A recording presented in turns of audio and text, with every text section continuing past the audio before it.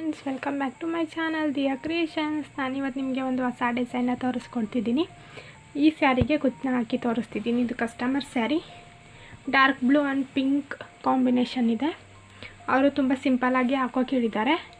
ಆದರೆ ನಾನು ಸ್ವಲ್ಪ ನ್ಯೂ ಟೈಪ್ ಡಿಸೈನ್ನ ಟ್ರೈ ಮಾಡಿ ಡಿಫ್ರೆಂಟಾಗಿ ಹಾಕೋದನ್ನ ಹೇಳ್ಕೊಡ್ತಿದ್ದೀನಿ. ಪೂರ್ತಿ ಸಿಂಪಲ್ ಏನೆಲ್ಲ ಮೀಡಿಯಮ್ ಆಗಿ ಇರುತ್ತೆ. ಸಿಂಪಲ್ಲು ಎಲ್ಲ ಗ್ರ್ಯಾಂಡು ಎಲ್ಲ ಆ ಥರ. ನೋಡೋಣ ಬನ್ನಿ ಯಾವ ಥರ ಬರುತ್ತೆ ಅಂತ ಸ್ಟಾರ್ಟ್ ಮಾಡೋಣ. ಇಲ್ಲಿ ನಾನು 3 ಟೈಪ್ ಬೀಡನ್ನ ಯೂಸ್ ಮಾಡ್ತಿದ್ದೀನಿ. ಒಂದು ರಿಂಗ್ ಬೀಡ್, ರಿಂಗ್ ಒಳಗೆ ಇದು ಒಂಥರ ರೌಂಡ್ ಶೇಪಲ್ಲೇ ಸ್ವಲ್ಪ ಡಿಫ್ರೆಂಟ್ ಇರೋದು, ಮತ್ತು ಸ್ಮಾಲ್ ಸೈಜು ರೌಂಡ್ ಬೀಡನ್ನ ತೊಗೊಂಡಿದ್ದೀನಿ. ಈಗ 6 ಎಳೆ ದಾರನ ರೆಡಿ ಮಾಡಿ ಇಟ್ಕೊಂಡಿದ್ದೀನಿ. ಹಾಗೆ 10 ನಂಬರ್ ನೀಡನ್ನು ತಗೊಂಡಿದ್ದೀನಿ. ಈಗ ಸ್ಟಾರ್ಟ್ ಮಾಡ್ತಿದ್ದೀನಿ. ಇಲ್ಲಿ 1/2 ಇಂಚು ಸ್ಟಾರ್ಟಿಂಗ್ 1/2 ಇಂಚಷ್ಟು ಗ್ಯಾಪ್ ಬಿಟ್ಬಿಟ್ಟು 2 ಟೈಮ್ ಲಾಕ್ ಮಾಡ್ಕೊಳ್ಳೋಣ.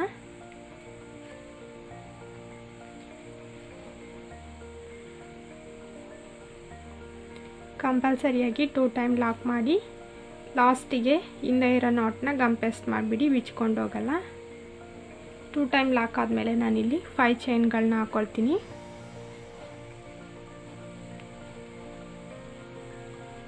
5 ಚೈನ್ ಹಾಕಿ ಅದೆಲ್ಲಿ ಬರುತ್ತೋ ಅಲ್ಲಿ ಕರೆಕ್ಟಾಗಿಟ್ಟು ಈ ಥರ ಲಾಕ್ ಮಾಡ್ತೀನಿ.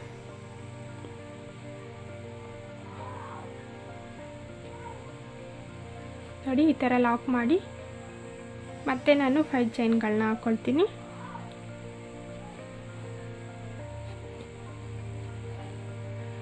ಚೈನ್ ಹಾಕಿ ಮತ್ತೆ ಲಾಕ್ ಮಾಡ್ತೀನಿ.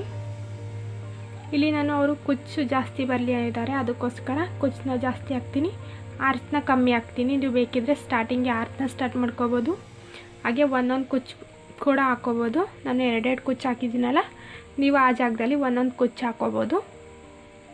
ಈಗ ಇಲ್ಲಿ ದಾರನ ಮೇಲ್ ಮಾಡಿ ಇಲ್ಲಿ ನಾನು ರಿಂಗ್ ಬೀಡ್ ಮತ್ತು ಇದು ರೌಂಡ್ ಶೇಪ್ ಬೀಡ್ ಇದೆಯಲ್ಲ ಅದನ್ನ ತಗೊಂಡು ಇದರೊಳಗಡೆ ಹಾಕ್ಕೊಳ್ತೀನಿ.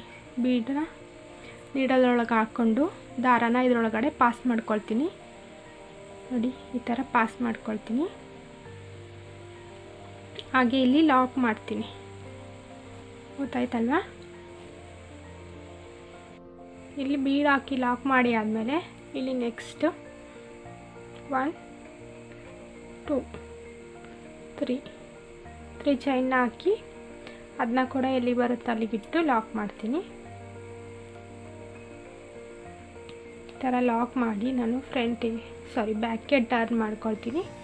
ಬ್ಯಾಕ್ಗೆ ಟರ್ನ್ ಮಾಡಿ ಇಲ್ಲಿ ನಾನು 1 2 ಟೈಮ್ ದಾರ ಸುತ್ಕೊಳ್ತೀನಿ. ಈ ರಿಂಗ್ ಒಳಗೆ ನೀಡಲ್ನ ಹಾಕಿ ದಾರನ ತರ್ತೀನಿ. ದಾರನ ತಂದು ಎರಡರಲ್ಲೊಂದು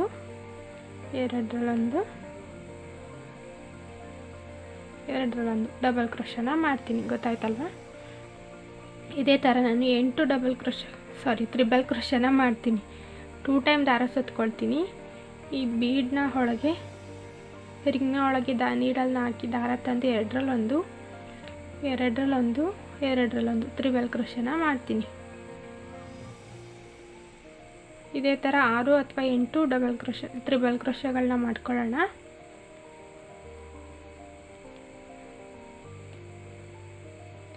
ತುಂಬ ರಿಂಗ್ ಫುಲ್ ಹಾಕೋದು ಬೇಡ, ಬರೀ ಕಾಲು ಭಾಗದಷ್ಟು ಮಾತ್ರ ಕಂಪ್ಲೀಟ್ ಮಾಡ್ಕೋಬೇಕು. ಅದಕ್ಕೋಸ್ಕರ 6 ಇಲ್ಲ 8 ಡಬಲ್ ಕ್ರೋಶಗಳನ್ನ ಹಾಕ್ಕೋಬೇಕು.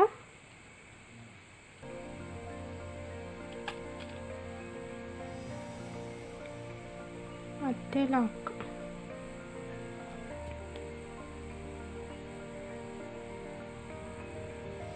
ಇದೇ ಥರ ಎಲ್ಲ ಕಂಬಗಳಿಗೂ ಮಾಡ್ಕೊಳ್ಳೋಣ. ಈ ಥರ ಫುಲ್ ಲಾಸ್ಟ್ವರೆಗೂ ಬೀಡ್ಗಳನ್ನ ಹಾಕಿದ್ದೀನಿ. ಇಲ್ಲಿ 6 ಬೀಡ್ಗಳನ್ನ ಹಾಕ್ಕೊಂಡಿದ್ದೀನಿ, ಅಷ್ಟೇ ಇಡಿಸಿದ್ದು. ಈಗ ಇಲ್ಲಿ ಫ್ರಂಟಿಗೆ ಟರ್ನ್ ಮಾಡ್ಕೊಳ್ತೀನಿ. ಫ್ರಂಟಿಗೆ ಟರ್ನ್ ಮಾಡಿ ಇಲ್ಲಿ ನಾನು 1 2 3 ಚೈನ್ಗಳನ್ನ ಹಾಕ್ಕೊಳ್ತೀನಿ.